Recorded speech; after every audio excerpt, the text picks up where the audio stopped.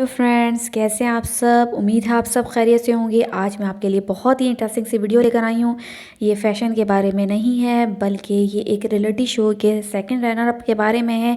जिसे reality show का king कहा जाए तो बेजा नहीं होगा। तो आइए शुरू करते हैं आज की नई वीडियो, जिसका टॉपिक है प्रतीक सहजपाल। तो प्रतीक सहजपाल की कहानी का आगाज़ कुछ इस तरह से हुआ कि ये रोडीज़ में ऑडिशन के लिए गए थे। रोडीज़ एक शो है, नौजवानों का शो है, जिसमें इन्हें रिजेक्ट कर दिया गया था चारों जजेस की जानिब से। यहाँ मैं ये बात अच्छी तरह वाज़ेह करती जाऊँ कि हमारे पाकिस्तान हो या इंडिया हो, हमारे दोनों कंट्रीज़ में या हो सकता है दुनिया में हर जगह नेपोटिज़म बहुत ज़्यादा है। उन्हीं लोगों को आगे लाया जाता है जिनके पीछे कोई हाथ होता है, जिनका कोई ख़ानदान का कोई फैमिली मेम्बर कुछ मेन जगह पे बैठा होता है, तभी आपको चांस दिया जाता है। तो इस तरह इस लड़के को भी रिजेक्ट कर दिया गया और इस पे इस तरह हंसा गया कि आज भी वो वीडियो देखें तो खून खौल सा जाता है कि ये किस तरह के जजेस हैं। अगर आपको रिजेक्ट करना है आप रिजेक्ट करो, लेकिन आप किसी का मजाक मत उड़ाओ।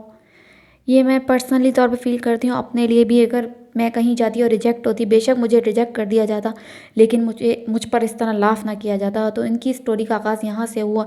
लेकिन सलाम है इस नौजवान को कि इसने हिम्मत नहीं हारी और इसने एक दूसरा रियलिटी शो किया, उसके बाद एक तीसरा रियलिटी शो किया, और इसके साथ ही ये आगे बढ़ता गया बढ़ता गया बढ़ता गया।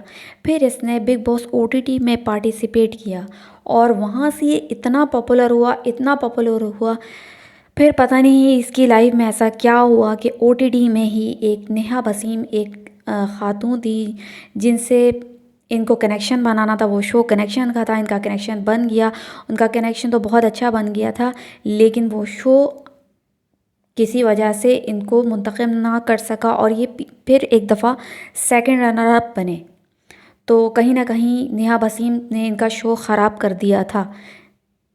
फिर इसको एक ऑप्शन दिया गया ओटीटी में कि आपके पास एक ब्रीफ केस है और इसमें बिग बॉस 15 में जाने का एक मौका है। इसने बिना किसी लालच के वो बैग उठाया, जिसको बहुत ज़्यादा डिस्करेज भी किया गया कि इसने शायद लालच में वो बैग उठाया, जबकि उस बैग में पैसे नहीं थे, बल्कि कोई रकम नहीं थी, बल्कि बिग बॉस 15 में जाने का सपना था, ख्वाब था, जो जो ट्रॉफ़ी की शक्ल में उसको पाना था। लेकिन वो नहीं जानता था कि हर तरफ उसके दुश्मन ही दुश्मन हैं, उससे नफ़रत करने वाले हैं। न जाने क्यों ऐसे लोगों के लोग दुश्मन होते हैं, जिनके बहुत सारे ख्वाब होते हैं, जो कुछ बनना चाहते हैं। तो यहाँ से इसका आगाज़ हुआ, उसके सफ़र का आगाज़ हुआ।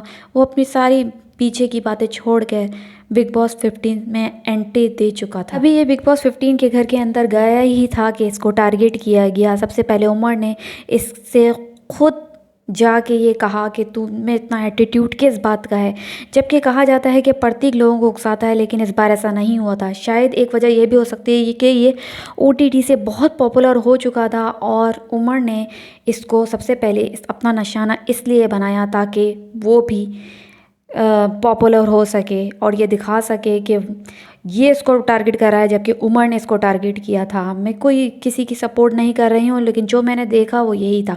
फिर ये स्टेज पे पहले हफ्ते की जब ये वीकेंड का वार हुआ, तो पहले ही हफ्ते इससे होस्ट ने टारगेट किया कि आपने एक कुंडी वाला वाक़या था जो बहुत मशहूर हुआ था, जबकि कुंडी अंदर से बंद थी, उसने बाहर से कुंडी तोड़ी थी। तो ये कहा गया कि जैसे उसने अंदर की कुंडी तोड़ी है। वो लड़की भी इतनी नाराज़ नहीं थी और ये फाइनल में आई है, तो उसने प्रतीक का नाम लिया कि प्रतीक ही जीतेगा। लेकिन उसको इतना मुद्दा बनाया, उसके दुश्मनों ने उतना मुद्दा बनाया कि अभी तक उसका मुद्दा बना रहे हैं। 3 फैंडम मिलकर, तेजा, उमर और करण, ये तीनों फैंडम मिल के उसको टारगेट कर रहे हैं। लेकिन उनको ये नहीं पता कि वो जितना उसको टारगेट कर रहे हैं वो इतना ही पॉपुलर होता चला जा रहा है और वो शोहरत की बुलंदियों पर छू रहा है, और कितने ही मैसेजेस उसके हक़ में आए हैं।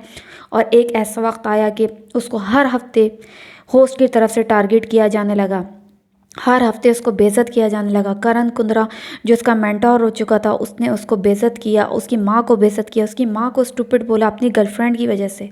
वो सहता रहा सिर्फ इसलिए कि उसको एक ट्रॉफ़ी पाने का ख्वाब था। लेकिन उसे नहीं पता था कि ये नेपोटिज़म किसी भी मुल्क में हो इंसान को बर्बाद कर देता है। वो उसके ख्वाबों को तोड़ देता है। उसके ख्वाब किरची किरची कर दिए और उसको सेकंड रनर अप के तौर पर पेश किया गया کتنے ہی یوٹیوبرز نے پہلے ہی رزلٹ آؤٹ کر دیا تھا کہ وہ اس کو سب سے زیادہ ووٹ پڑے ہیں. ضروری نہیں ہے کہ آپ کے بہت سارے فالوورز اگر انسٹا پہ ہوں اور آپ کے بہت سارے فالوورز اگر مختلف انٹرنیٹ کی جتنے بھی پلیٹ فارم ہیں اس پہ ہوں تو آپ جو ہیں آپ کو ووٹ زیادہ پڑے ہیں. ووٹ وہ لوگ بھی دیتے ہیں جو ٹی وی دیکھتے ہیں. موسٹلی بہت سے لوگ جو ٹی وی دیکھتے ہیں ان کے پاس کوئی اکاؤنٹ نہیں ہوتے, نہ ٹویٹر نہ انسٹا نہ اور کوئی اکاؤنٹ ہوتے ہیں.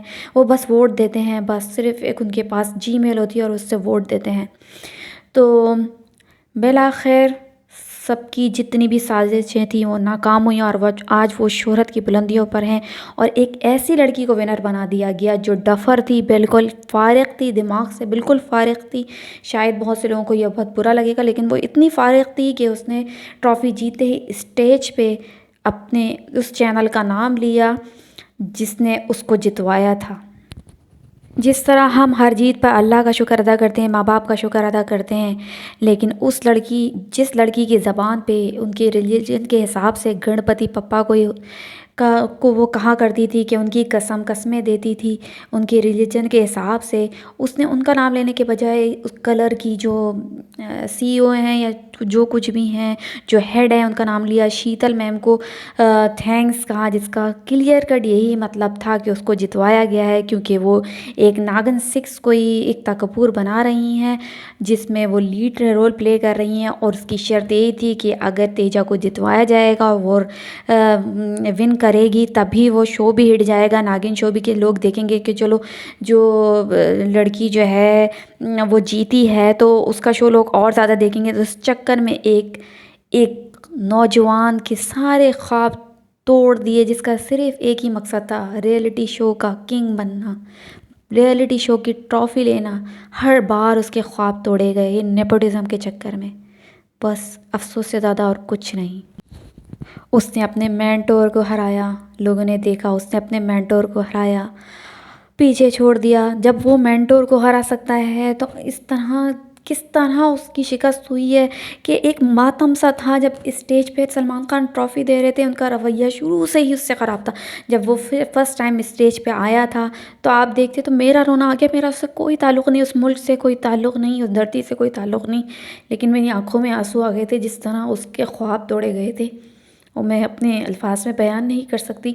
ایسا لگا جیسے مجھے کسی نے ہرا دیا ہو, میرے پاس سب کچھ اور مجھے ہرا دیا جائے. صرف ایک سازش کے تحت اس کو ہرا دیا گیا, اس کے خواب چھین لیے گئے. لیکن آخر میں وہ ٹرافی اس کے سینے پہ جتنی سج رہی تھی وہ اس فیک اور ڈفر لڑکی کے ہاتھ میں بالکل نہیں سج رہی تھی, جسے یہ تک نہیں پتا تھا کہ جب تمہیں جتوایا جا رہا ہے تو کچھ چیزیں تمہیں سیکریٹ رکھنی تھی, کچھ نام تمہیں سیکریٹ رکھنے تھے. اور چینل والوں کو بھی شرم آنی چاہیے, انہوں نے کس لڑکی کو جتایا جو منہ سے اپنے کیا بول رہی تھی. سوچ رہے ہوں گے کہ ہم نے کیا کر دیا, یہ ہم سے کیا ہو گیا, ہائے ہائے ہائے. تو بس یہی کہنا ہے کہ یہ دیکھیں ہر جگہ نیپوٹزم ہوتا ہے. یہ ٹاپک میں نے چوز کیا تھا, میں چاہتی ہوں اس طرح کے ٹاپک پہ بھی بات ہو. ہمیشہ فیشن سے ریلیٹڈ میں بناتی رہتی ہوں. اور بھی میرا ایک اور بھی چینل ہے جو انگلش میں ہے, لیکن میں کبھی کبھی اس پہ بھی ویڈیوز بناتی ہوں. تو دونوں چینل, انگلش والا میرا بہت زیادہ سبسکرائبر ہیں اس کے اوپر, وہ زیادہ میں اس پہ ویڈیوز ڈالتی ہوں. تو آج مجھے میں نے دیکھا تو میرا بہت دل ٹوٹا, تو میں نے سوچا کہ میں اس پہ ویڈیو بناؤں. تو میں نے اس لڑکے کو انسٹاگرام پہ جا کے فالو کیا, جبکہ میں نہیں جانتی, میں صرف اس کو بگ باس میں دیکھا ہے, میں نہیں جانتی.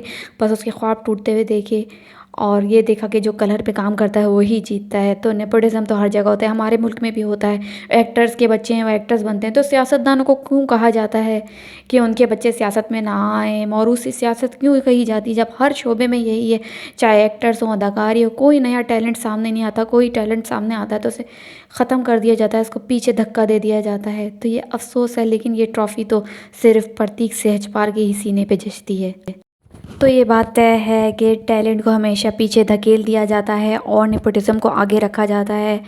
موروثی سیاست ہو, موروثی کچھ بھی ہو, وہ بہت جب وہ آگے بڑھتا تو بہت دل دکھتا ہے. اور بس یہی کہوں گی کہ پبلک کا ونر تو صرف پرتیک سہجپال ہی ہے.